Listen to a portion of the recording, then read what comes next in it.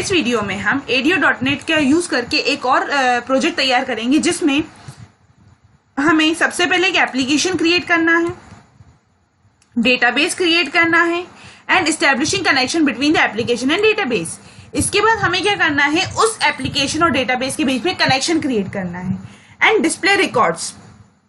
Database के अंदर जितने भी रिकॉर्ड्स रखे गए हैं वो रिकॉर्ड्स हमें इस एप्लीकेशन के अंदर डिस्प्ले कराने हैं। ये कैसे पॉसिबल है? ये इस तरीके से पॉसिबल होगा जब हम इस एप्लीकेशन और इस डेटाबेस के बीच में कनेक्शन क्रिएट करेंगे, जिससे ये दोनों चीजें कम्युनिकेट कर पाएंगी और इसके अंदर रखे हुए रिकॉर्ड्स को हम हमारे एप्लीकेशन पर डिस्प्ले करवा पाएंगे, जिसके लिए हम डेटा ग्रिड व्यू नाम का एक टूल यूज करेंगे। तो चलिए मैं आपको दिखाती हूँ। यहाँ पर मैंने डेटाबेस माई डेटा नाम की डेटाबेस के अंदर कुछ रिकॉर्ड्स को स्टोर करके रखा हुआ है। ये बटन पर डबल क्लिक करा, यहाँ पर ये आपको दिख पा रहे हैं, ये 6 रिकॉर्ड्स है मेरे पास इस टेबल के अंदर। तो ये सभी 6 रिकॉर्ड्स में क्या करना चाहूंगी, मेरे फॉर्म पर मतलब मेरे एप्लीकेशन में मैं डिस्प्ले करना चाहूंगी। तो जिसके लिए मुझे इस विंडो को क्लोज करना होगा। क्लोज करने के बाद यहाँ पर स्टार्ट पर जाकर विजुअल स्टूडियो ओपन करना होगा, VISUAL टाइप करके। जैसे मैं VISUAL टाइप करूंगी, जो सबसे पहला एप्लीकेशन आएगा वो कौन सा होगा, माइक्रोसॉफ्ट विजुअल स्टूडियो 2005। यहां पर मुझे एक नया एप्लीकेशन क्रिएट करना है, फाइल, न्यू प्रोजेक्ट विंडो आ जाएगी, जिसमें मुझे इस ओके बटन पर क्लिक करके एक प्रोजेक्ट को क्रिएट करना होगा। अब इस प्रोजेक्ट में आपको दिख रहा है, यहां पर हमारे पास एक फॉर्म है। इस फॉर्म में सबसे पहले मुझे क्या करना है, कुछ भी नहीं करना है। इसमें मुझे यहां पर डेटा नाम के एरिया में, ग्रुप में एक डेटा ग्रिड व्यू नाम का एक टूल दिखेगा। इस टूल पर क्लिक करना है और इस फॉर्म पर मुझे इस टूल को ड्रॉ कर देना है कुछ इस तरीके से। अब यहां पर मुझे क्या करना है, एक डेटा सोर्स, कौन सा डेटा सोर्स, माई डेटा नाम का जो मेरा डेटा सोर्स है उसे सिलेक्ट करना है।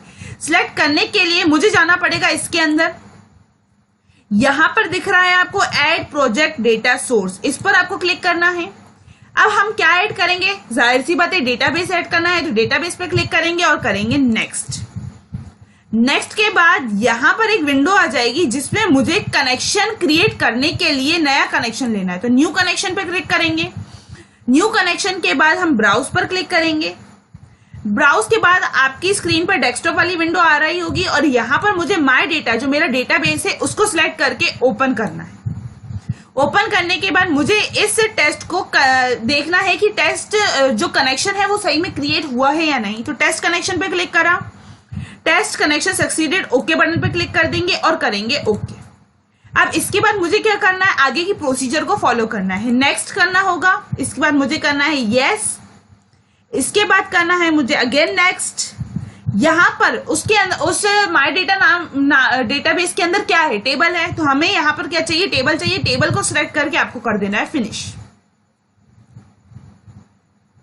जैसे ही आप फिनिश बटन पे क्लिक करेंगे, यहां पर आपकी स्क्रीन पे एक विंडो आ जाएगी जिसमें आपको एक टेबल दिख रही है, ENO नेम सैलरी। बट आप सोच रहे होंगे यार रिकॉर्ड्स तो दिख नहीं रहे हैं। रिकॉर्ड्स देखने के लिए हमें कहा क्या करना है, अगेन अपने प्रोग्राम को रन करना है। तो डिबग के अंदर जाइए, स्टार्ट डिबगिंग के अंदर जाइए।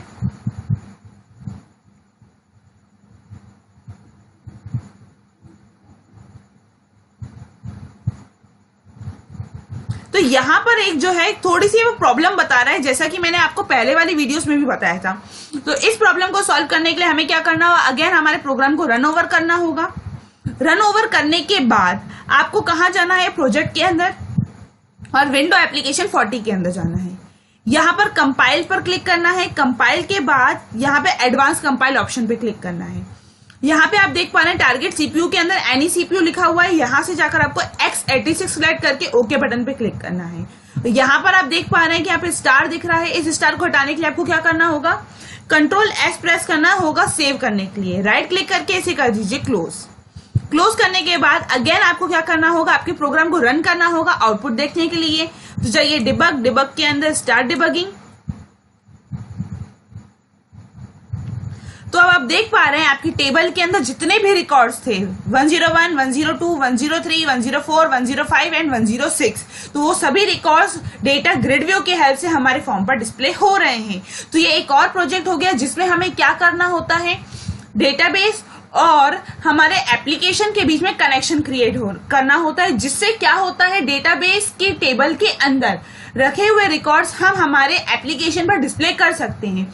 डिस्प्ले करने के लिए हमने डेटा ग्रिड व्यू नाम के एक टूल का यूज किया है। ये ऐसा टूल होता है जिसकी हेल्प से हम डेटाबेस की टेबल के अंदर रखे हुए रिकॉर्ड्स को हमारे एप्लीकेशन में डिस्प्ले कर सकते हैं। तो डेटा ग्रिड व्यू का यूज सिर्फ और सिर्फ इसीलिए होता है, ये एक तरीके का डेटा बाइंड कंट्रोल है। मैं आपको बता दूं, डेटा बाइंड कंट्रोल ऐसे कंट्रोल्स होते हैं, वो नॉर्मल कंट्रोल्स की तरह ही होते हैं, बट इनमें कुछ ऐसी फैसिलिटीज होती हैं, इनमें कुछ ऐसी कैपेबिलिटीज होती हैं जिसके कारण ये डेटा बाइंड कंट्रोल कहलाते हैं। तो डेटा ग्रिड व्यू जो है एक तरीके का डेटा बाइंड कंट्रोल है। ये क्या करता है, डेटाबेस और हमारे एप्लीकेशन के बीच में एक कम्युनिकेशन क्रिएट करता है और डेटाबेस की टेबल के अंदर रखे गए रिकॉर्ड्स को हमारे फॉर्म पर डिस्प्ले करने में हमें हेल्प करता है। तो ये मोस्ट इंपॉर्टेंट पार्ट होता है किसके लिए, सॉफ्टवेयर डेवलपमेंट के लिए, जिसकी हेल्प से हम क्या कर पाते हैं, हमारे डेटाबेस के अंदर रखी गई जानकारी, किसी भी तरह की जानकारी हो, जरूरी नहीं है कोई टेबल हो या कोई और हो, जैसी भी जानकारी हो वो आप अपने फॉर्म पर डिस्प्ले कर सकते हैं। किसके हेल्प से, सिर्फ और सिर्फ डेटा ग्रिड व्यू के हेल्प से,